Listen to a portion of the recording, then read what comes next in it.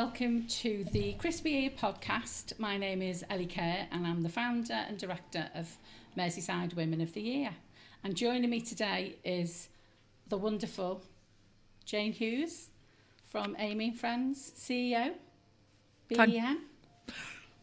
Started off with the first, Jayne. We're getting it in there because it's such an accolade. Thank you very much for coming with us today and joining in. Would you like to tell us a bit about yourself and what you're up to? Thanks, Ali. So I am the founder of Amy and Friends, as you said, named after my daughter Amy. I'm here, there and everywhere constantly and absolutely love it. Meeting new people, meeting the families. Do you want me to tell you all about Amy and Friends? Or? Please do. Yeah? Please. So Amy and Friends started in 2007 and started because my daughter Amy was born prematurely. She was born at 28 weeks and she weighed £2.11, and doctors said she would catch up with other children, but she didn't catch up and she stayed really small. And I was trying to feed her every hour through the night, trying to get weight on her, and it just wasn't happening. And she looked like a little pixie, so I was backwards and forwards to my GP, who said just kept saying she'll catch up, but she didn't. And then started a journey of trying to find out why. What made you then go on that journey and want to find out why? Because Amy did look very different to me. I mean, I didn't have any other children, so I didn't know what a £2.11 baby would progress like. Mm-hmm. But Amy almost lived her early years on fast forward. She was very, very quick in actions, movements, talking, little high-pitched voice. And she wasn't like any other child that I met when I was going to like mums and toddlers and things like that. And we didn't fit in. And so when she was 18 months, the doctor agreed that he would send us to a geneticist. And I didn't think it was going to be as bad as it was. And I thought she had some sort of growth issue. So I went on my own with her. And I remember going in and the doctor just sat looking and saying, have I noticed anything different about her? And I said, well, yes, she's not catching up. She's tiny. She's like a little pixie. She's very underweight. And they got a genetic nurse to take her outside. And he said, we're going to call it Amy syndrome. We do think there's something wrong, something very wrong. And she probably won't have a long life. So take her home and get on with it. So he couldn't tell me what, and I couldn't accept that it was just Amy syndrome and I would never know what. So when Amy came back into the room with the nurse, she was all over me just like she had been when she went out of the room. Yeah. But actually, I couldn't cope with that. And I almost put a wall up of, I love this child and she's going to have a very short life expectancy, and I wasn't ready for that. So when we left the hospital, I'm going to be totally honest with you, Ali, that I thought on the way home, I'm going to end this for both of us. So, that's a tough one. Yeah, we were on our way on the way home from Liverpool, and I saw, the underneath of the motorway where there's like a big bridge, and thought I'll just drive into it. And I think I was on course for it, but then thought, well, hang on, what happens if I die and she doesn't? She needs me, so that was the end of that thought. There is a saying, isn't there, that necessity is the mother of all invention. And, I always get told off for this because, like, fellas say, well, what about men? But that's what they say. Because I think that mother's love, the ability to not accept what the doctor's telling you, that's very special, Jayne, because, that has obviously given you a drive.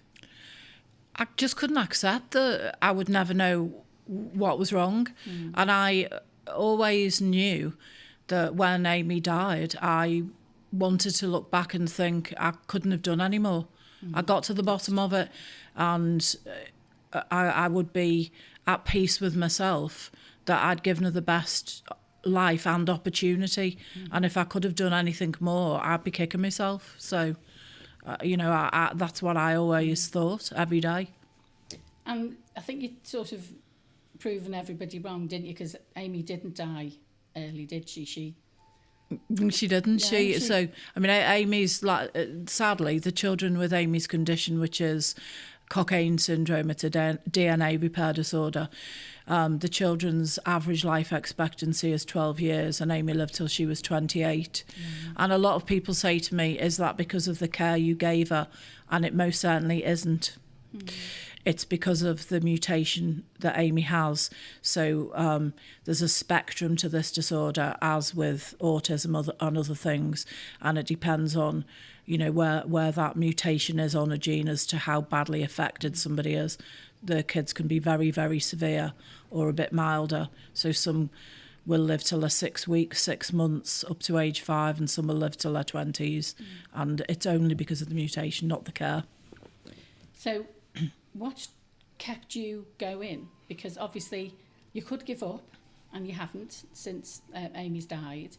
So you've brought lots and lots of families together from all over the world, and you've inspired people to sort of help you and come on board as supporters and sponsors and whatever. But what's kept you going? What's given you that, because you could have stopped it. I could have stopped it, but our Amy, when she was alive, doctors would say, can we do this test on her? And I would say, will it help her? And they'd say, probably not, but it will help us understand this illness more.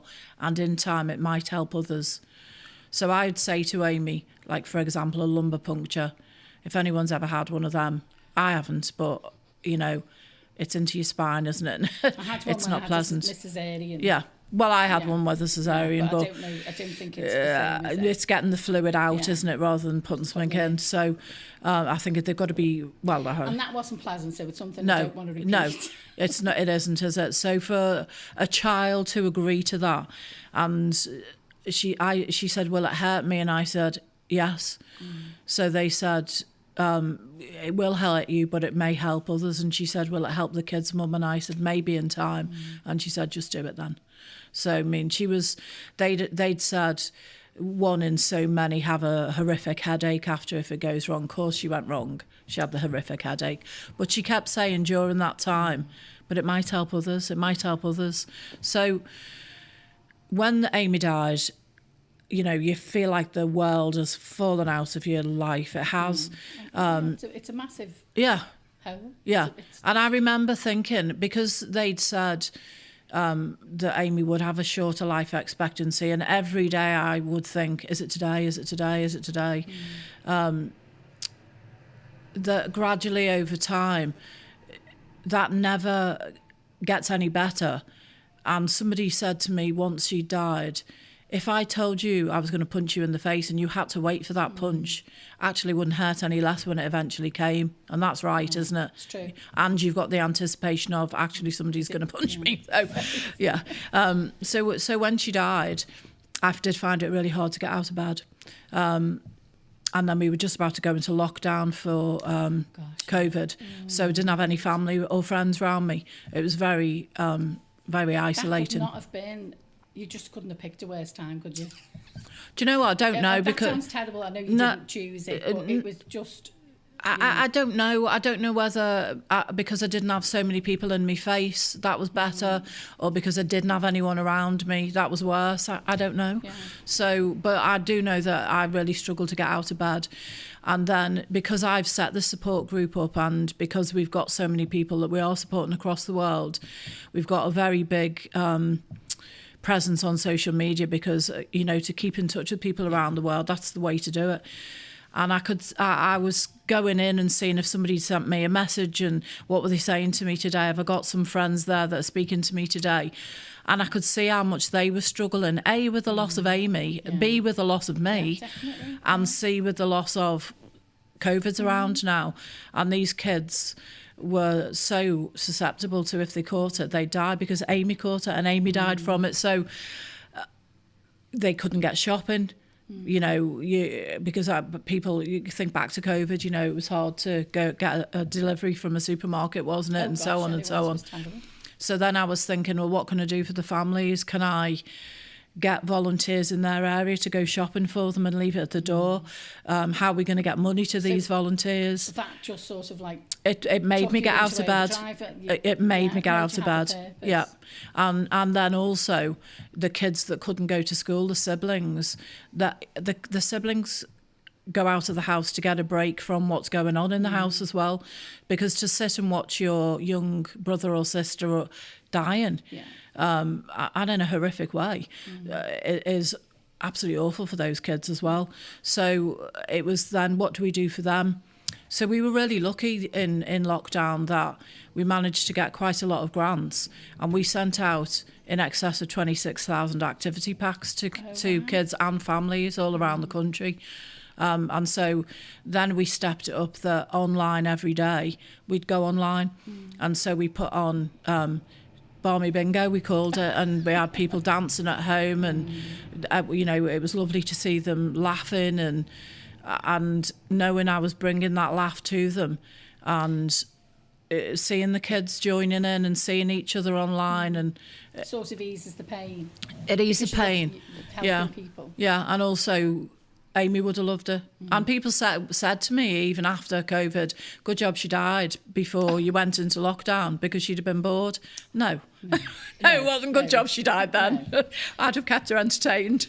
Yeah. But that whole bringing the community together, and I'd say your network is right across the world, isn't it? I mean, have you got there's a facility, there's a clinic in London, isn't it? And is the one in Netherlands now? Yeah, there's one in Rotterdam, and then the Japanese government and scientists came over to look at it, and also Italy did too, to look at the blueprint, how it runs, because we get so much. We make sure we get feedback from parents and from siblings and the children that go themselves every single time they go, because if we can make it better, we will. Yeah. So how many people come to? Well, the clinic and conference are two different things, aren't they? Yeah. So clinic is every 2 weeks in London, and 5 children come with their families every 2 weeks. So I'm going this week to take the families down. And are these the same 5 children, or are these always new cases? Or? So they're not always new cases, but there's each child, depending on the severity of the illness, is seen usually about once every 10 months. But if the child has become more and more severe, they're seen much more regularly. So it's, and then there's new patients joining us continually. And then conference is, because I know it was in... It was in Blackpool. Was it in November? It was in October. It was in October, and we've grown in numbers, so that it's really hard to find. And if anyone's listening and has got a hotel that has got 140 family bedrooms, please get in touch with me, because that's the reason why we've had to go somewhere like that. It was brilliant. But families come from all across the world to that. But again... And what happens there? So what happens is... I'm assuming they're not all going on donkey rides. They're not going on... If they want to go on donkey rides, they can. We put on multiple itineraries running all at the same time. So it's for 3 days, and we've got a science conference that happens. We've got scientists and clinicians that come from right across the world. They pay for themselves to come. And then we've got families that come from all across the world too. Sometimes they only come once because they've got to find the cost of their transport to get there. And sometimes they come once because their child is too sick to ever come again or has passed away. But when they come, they get a chance to see somebody that is like their child or is like themselves or their sibling. Because I'm assuming they'd never probably met anybody. No. So that must be absolutely... As everybody wants to see somebody like that, don't they? And sort of like, but also to share as parents what everybody's going through. And for somebody to go, I've done that as well. I've done that. Oh, well, that happened. And that's, is that part of that big community thing, isn't it? Yeah. And I know Nikki, who's over there. Nikki, you went to a conference, didn't you? And she just came back and she was absolutely blown away by what you do. And it's not it's just fun, isn't it? It's fun. There's some sad part, and of course there is. The underlying condition's awful, but we really concentrate on living and having a celebration. So, you know, we put all different things on there. We've got... Well, you ended up with no voice, didn't you? Yeah. Yeah, I don't know whether that was the emotion of it all, or the you know, on the mic constantly and trying to get people to go here, there and everywhere. But we've got siblings. They need some time out during this, don't they? I remember at one of the first conferences, some of the volunteers said, why don't you get the siblings to volunteer and help their sick brothers and sisters? Well, they're doing that every day, aren't they? Yeah, so they need a bit of time out, don't they? So they do. And I was on the train going down to clinic. I was on the train in Liverpool going down to London. And there was a girl sat opposite me, and I got talking to her and said, what do you do? And she is a ballet dancer, and I said, I need you for our conference. You can come and teach the kids how to dance. So she did. So, you know, we've got so many different things on. It's amazing for the kids. And as you said, when they see each other for the first time, I had that with Amy, didn't I? Amy wasn't diagnosed till she was 14, and Amy had never seen anybody that looked like her until she was 14. Yeah. So when she did, I remember the joy on her face and her looking at me and saying, Mum, she looks like me. And I was crying, thinking she does. And, you know, they just hugged each other straight away. It was just amazing. Yeah. I think it's that thing that you don't really think about, is it? Yeah. They just want to see another little face that looks like them, or, you know, or have that kind of kinship. That, you know. Yeah. It's like finding your tribe, isn't it? How many children are there? How many families and turn up at the conference? So there was about 400 people there. Obviously that's a number of families. So I think there were probably about 130 families. Wow. Maybe a bit less, but you've got to think that because of this illness, not everybody can come, because not everyone can make the journey. The child's too sick. So we did do some of it online, but the children were crying online, looking at the kids wanting to be with them and touching their faces online. So we thought, we can't do that. We can't have anyone upset. No. So your background is not medical, is it? No. No, but it's become medical. Some of the conversations we've had, because I know when I first met you, and I was thinking, oh yeah, she's a doctor, she's a PhD or whatever it is. And you know, no, you just. I used to run. I don't want to say you're just a mum. I am just a mum, but we used to run pub restaurants, so you know, you just get talking to people, and I've always been sociable. I remember when I was about 17, and I would get on the bus, and I'd know everyone's name on the bus, and so yeah. So it's taken you on a journey. Yeah. And to bring really high level doctors and scientists that you've educated them in a way, haven't you? And sort of like, you know, no, actually that won't work, because you've had that lived experience. So what next? So what next is was thrown on me, I guess, in a way last year, but I jumped at the chance. Was I was asked to go to speed dating with pharmaceutical companies. It's good. It's good fun, actually. It's a bit like being on Dragon's Den and trying to sell the kids, I suppose, and me and what we do. And but it's been amazing in that me and a scientist go. He's from Rotterdam, and he knows his subject on a cellular level, and I know my subject from a patient level. So if they've got any questions, he can answer from a scientific point of view, and I can answer from, this is what happens every single day, and this is how this will be affected. And the pharmaceutical companies listen to that. They listen. That's a really powerful tag team. It's a powerful tag team. And you know what? I don't do it from a scientific point in any way. I do it from a life point of view. We're losing kids all the time. There's no cure for this illness. So if I can help the children in any way, I want to help in the here and now. You know, we've got people are looking into stem cell treatment and things like that. We're light years away for these kids because every cell in their body's affected. What about now? If we can, we've extended life for these kids by 4 years, because when I started Amy and Friends, the average life expectancy was 8. So another 4 years of being alive is lovely, isn't it? Yeah. But only if quality. You've got the quality.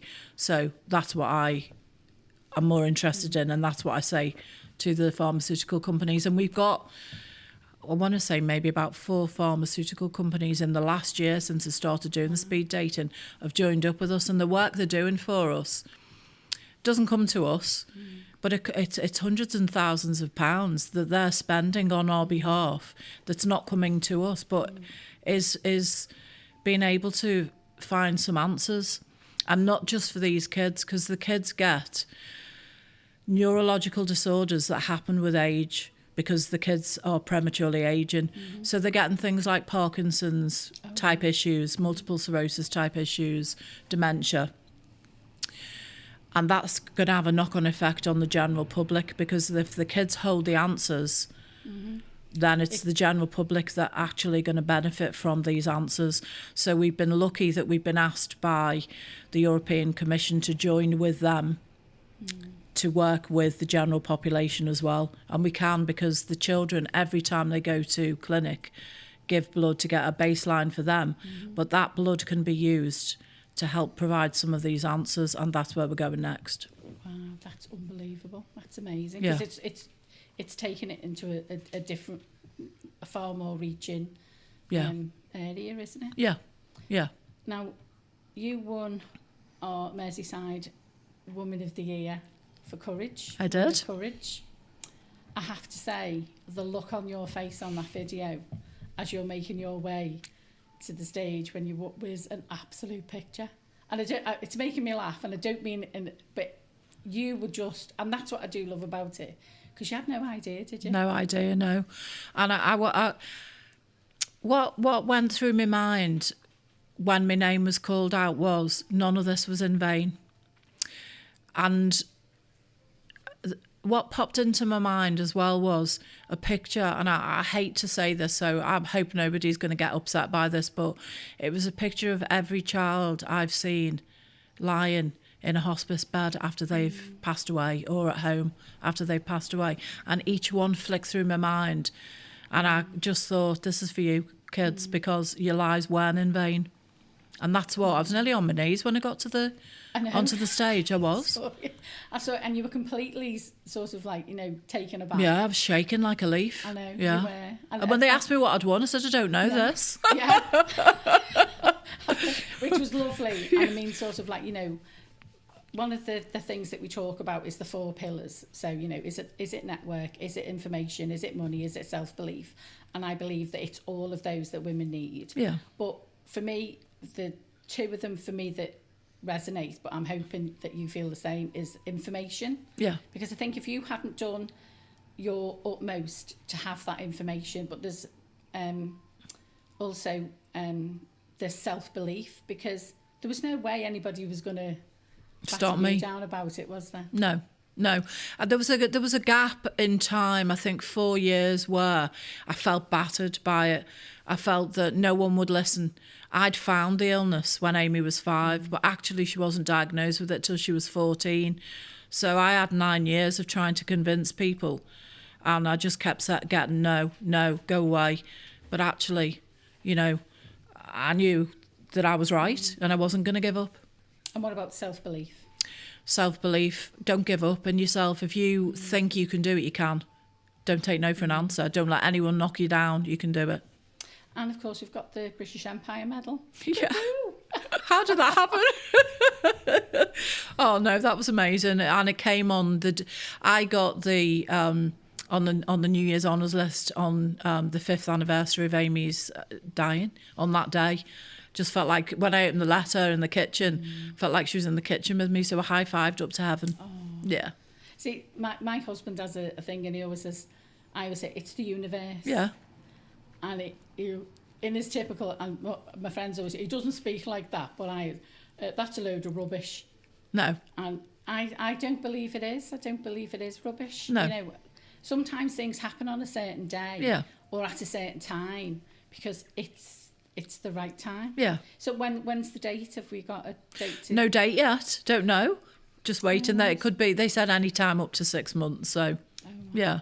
It's a wonderful accolade, Jayne. Oh, and thanks. Absolutely, everything that's happened since, because I always say, it is a platform to be seen and to be heard and to be found. And, we're just so proud to have you as part of our WOTY family. It's a pleasure to be part of it, because honestly, it's taken me, to a bigger platform, hasn't it? So thank you. Oh, well, listen, if you hadn't put the hard work in first, you wouldn't be, as I say, women win it because they deserve it. And everything that you've done, not only for yourself and for Amy, but also for others, because you could have given up and you could have said, no, do you know what, it's too hard, I'm not going to do that. But you haven't, and you've kept going. One of the things that, obviously, this podcast is called the Crispy Ear podcast. What is it you would give either yourself, if going back, a crispy ear about? So crispy ear means that, what would you tell yourself off about, or what advice would you give yourself around, and really make your ear crispy? Because like now, you're like, well, actually, if somebody had told me that back then. Yeah, I think the person that couldn't diagnose Amy in the UK didn't have the knowledge at that time. And I didn't go back to him when she eventually was diagnosed for a while, because the letter I'd got, and it wasn't from him, it was from somebody else saying she categorically hasn't got Cockayne syndrome. Now give it up. And I gave it up for about 4 years. Follow your gut instinct, because I knew the whole time that that's what she had. And I kept saying it, but wasn't listened to. Don't stop. Could I have helped more people in that 4 years? Could I have helped her more in that 4 years? Well, it is what it is now, and we had a great time. So I've done my hard, I've done my best. I've done as much as I could possibly do. But don't give up, and don't let anyone say no to you. Don't stop believing in yourself. I think that ear would be really crispy, wouldn't it? Yeah, it'd be well and truly burnt off, wouldn't it, really? Let's be honest. Yeah. Jayne, thank you so much. It's been an absolute pleasure to talk with you, and obviously so proud that you're part of WOTY and that, you're in. There's no escape from us now, and well done on everything you've achieved. It's Thanks, Ali. Fabulous to speak to you. Thank you so much. Thank you. Thank you very much for joining us. This has been the Crispy Ear podcast. My name is Ali Kerr, and we're out of here. Thank you. Bye.